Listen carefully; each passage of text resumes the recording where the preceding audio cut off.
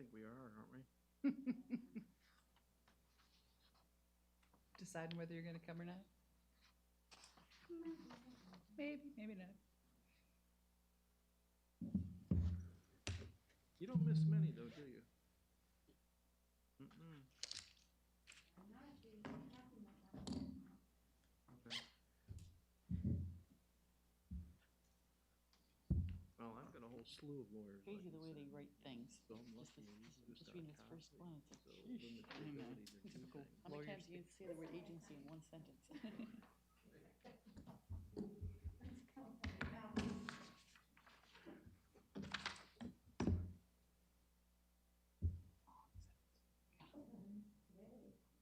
Grammar, we call this exactly. An 8th grade English teacher would not have. Red pen, red pen, red pen. Right. Stop, start. Immediately trigger the hospital.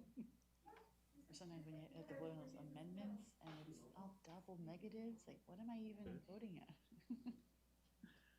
We're so used to Hey, Paul. insurance because it's covered unless it's excluded, so you're always covered, and then you're, Oh, right, you know, going back through the exclusions, no, this takes that away, and then it's like, You're maybe a little more used to this kind of stuff than me, but. I never get used to it. Truly don't. It's, Not good either. you know, because you just, you're focused and you're like, okay, wait a minute, this was pulled back out, and, but it was added back over here, and Right.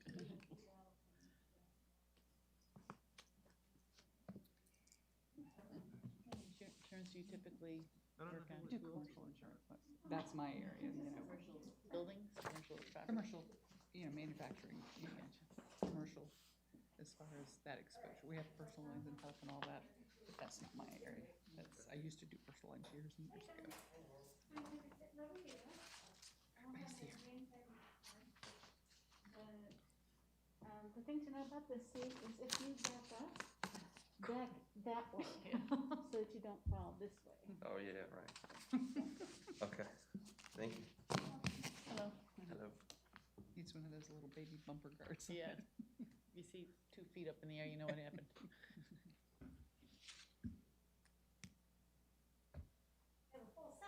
Woo, woo. Yeah. And your clock's early over there. Yeah.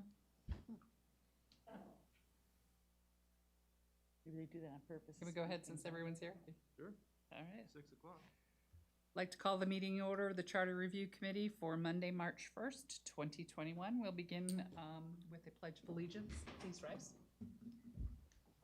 I pledge allegiance To the flag of the United States of America and to the republic for which it stands, one nation, under God, indivisible, with liberty and justice for all.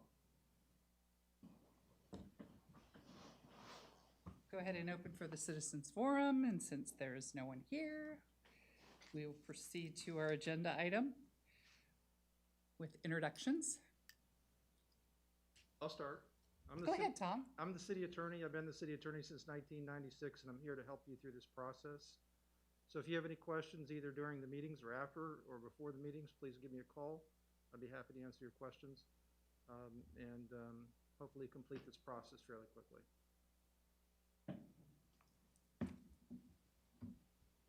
I'm Ann Nixon, the city clerk, and I've been city clerk since 2010, and I'm here to help you and the city attorney through this process.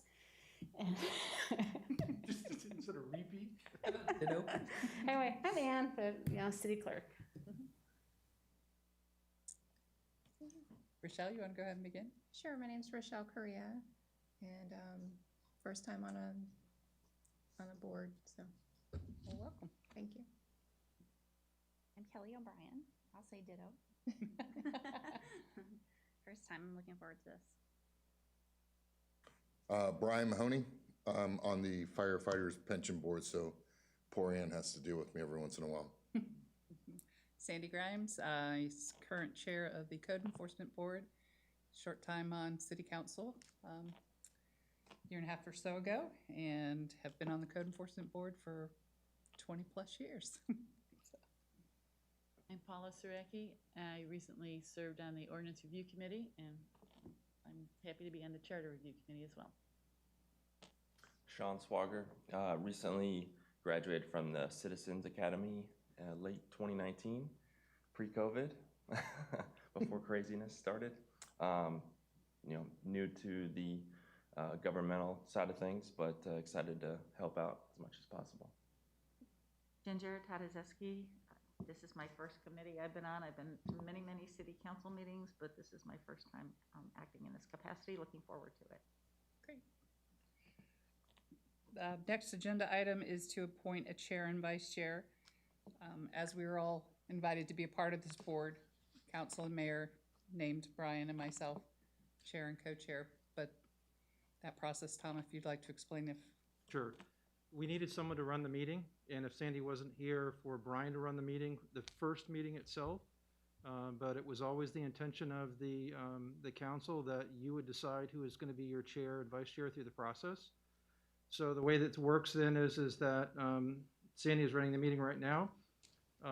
There would be no Timing of our meeting, is it once a month, every other week, or? Once, No, it's, first of all, you're gonna decide that, but it's our intention that it'd be once a month, and it would be this day of the month each time, not the first, but the first Monday of the month, whatever it comes out to be.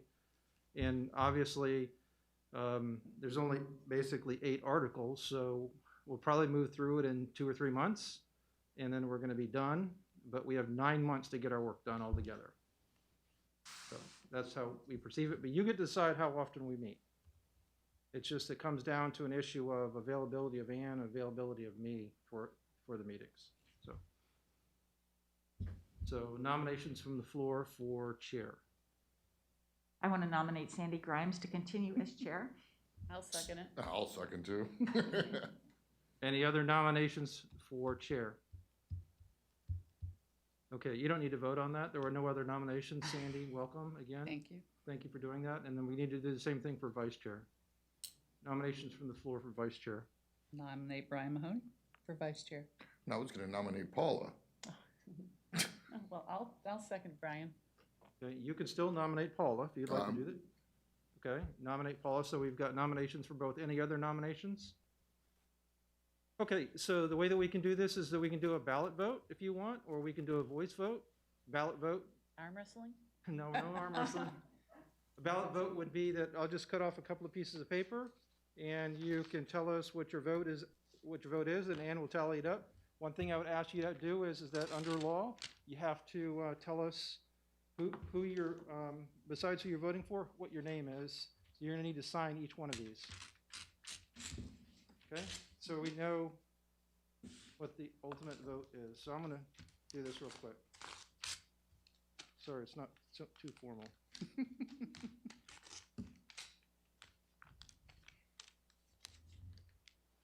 Wow, this is not going as. High tech.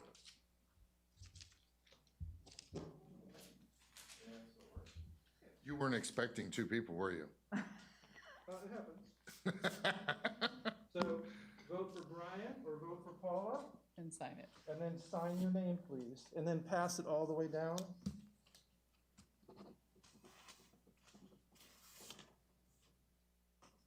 I'm gonna get one more.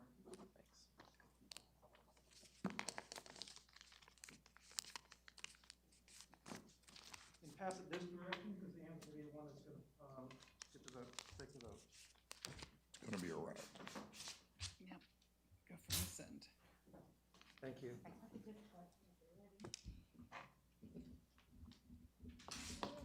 That's much easier. Make sure you sign your name now. I already got, you have mine, man. Okay, my pen's not too great. Oh, Do you need another one? another one I think in here. Oh, that'd be great. I even tested it before I left tonight. They don't make pens like they used to. See, that's why you're the chair. Like a mom, I come with tissues and extra That's pens. Thank you. See, for me, it's OCD, not momness. Oh, okay. We have 4 votes for Paula and 3 for Brian. So Okay. congratulations, Paula. Congratulations, Paula. Okay, so we've I was the finished item deciding number 2. factor. Oh, there you go. Thank you. All right, then now we have a chair and a vice chair. Mr. Trask will explain the process to all of us. And then also he'll continue on with the explanation of sunshine law, since you have both of those topics. Sounds good. So, just finished the ordinance review committee. We went through the entire ordinance code book with the ordinance review committee. It took a significant amount of time. Your process is gonna be much quicker. You're gonna be reviewing the charter, obviously. There are 8 articles in the charter, one of which is just on the jurisdictional limits of the city, which is Article 2. I don't think we need to address that, so we'll be doing 1, 3 through 8. Once we review each one of these, and a recommendation is made for any changes for any of those items as we go through the next couple of months, we're going to be keeping notes of those suggested changes. At the end of our work, after the 8th article has been reviewed, we're going to prepare a report. Ann and I will do that, mostly Ann. She does all the hard lifting here. But we bring that report back to you to take a look at, and then once you're satisfied with the way that it looks, then we'll have it presented to the city council. The city council will review that normally at a work session. They'll give direction to Ann and I which ones of the recommendations they want to move forward with. The way that works is then I would prepare an ordinance. There would be 2 public hearings, and then if the ordinance was approved, it would stand subject to be effective when the referendum is held. The referendum is normally held when we do our general election, so it may not be immediately, it may be a year or so after we finish our work here. But I will prepare the language for the ballot for the public to decide whether or not that they want to put those recommendations that you're making, that the city council has also wanted to move forward on the ballot. Once the referendum takes place, we'll know what the actual decision of the voters is. And if the voters decide to move forward with the recommendations and the ordinances, those ordinances will become effective when the referendum has been certified. So that's the process that we go through. It's a little bit different than the process we have for the ordinance review committee because we don't have a referendum to go through. We don't have ballot language. We don't have voting and that type of thing. So that's how kind of the process, how I envision it. And I have a suggestion as to how we actually do this. And it was a suggestion that Ann and I had for the ordinance review committee, and that is for each one of you to take 1 article or 1 chapter, since there are 8 of them, minus the jurisdictional one. There's actually 7, so each one of you can just have 1 article that you will be the lead on, and that you will lead the discussion on that 1 article. Everyone will have the obligation to read it. Everyone will have the obligation to comment on it. And so you would just be the person that would lead the discussion on that particular article as it comes up. The assignments would be known in advance. You would know a month in advance as to what article that you would be presenting on or discussing or leading the discussion on. And today, we can go through and assign those articles if that's the way that you want to do it. The reason I had suggested that having someone lead it, it gives everybody kind of a piece of the process, kind of. But you're not obligated to lead every meeting, just that one that you're doing your presentation on. Or if we do multiple articles in a meeting, they would just take that part of it, correct? Right, that's correct. So, and I envision it that maybe we do 2 or 3 articles, since they're only a couple of pages each, and maybe we can do 2 or 3 articles a meeting. And so in that way, we could be done in 3 meetings, 4 at the most if we do the report and the review of the report. So it could move fairly quickly if you want it to move quickly. So did I miss anything on the process? Okay. I have one question as far as getting into the weeds. Mhm. For the referendum, is it a simple majority vote? Is it 2/3? The majority vote, Okay. yeah. So it could pass by 1 vote, and sometimes it gets really, really close, especially when you have smaller cities and smaller voter turnout. So, but yes, it's majority vote. And since you've been here for a number of years, this process is done every 5 years? The charter requires it be done every 5 years. Unfortunately, the last one we did was 2013, so it's been more than 5 years. But ultimately, the city council creates this committee.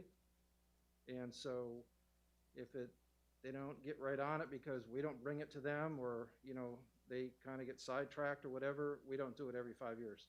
The charter suggests that it be done every 5 years. So in the process, so that since you've been here for a number of years, Mhm. has there just been tweaking every single time?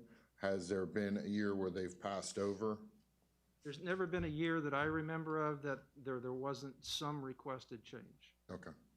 And if you'll notice, Ann was good enough to give you the report for the 2013 Charter Review Committee. You can see the suggested changes that were done back then.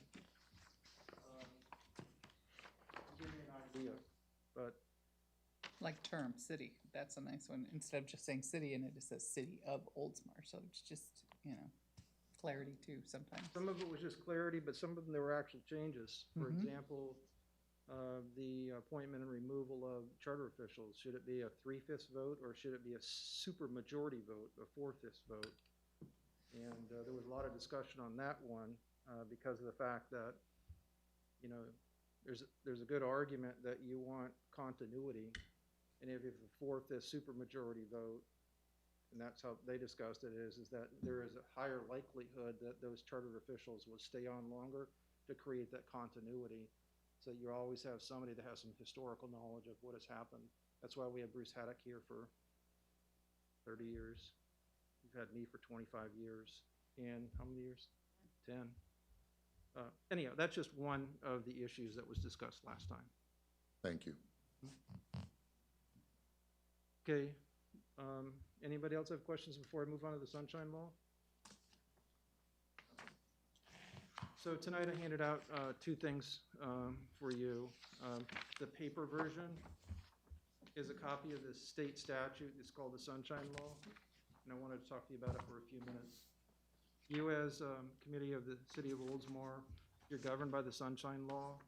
The Sunshine Law requires that certain things happen, and that is that for all public meetings, they have to be open to the public, minutes have to be taken, and notice has to be given.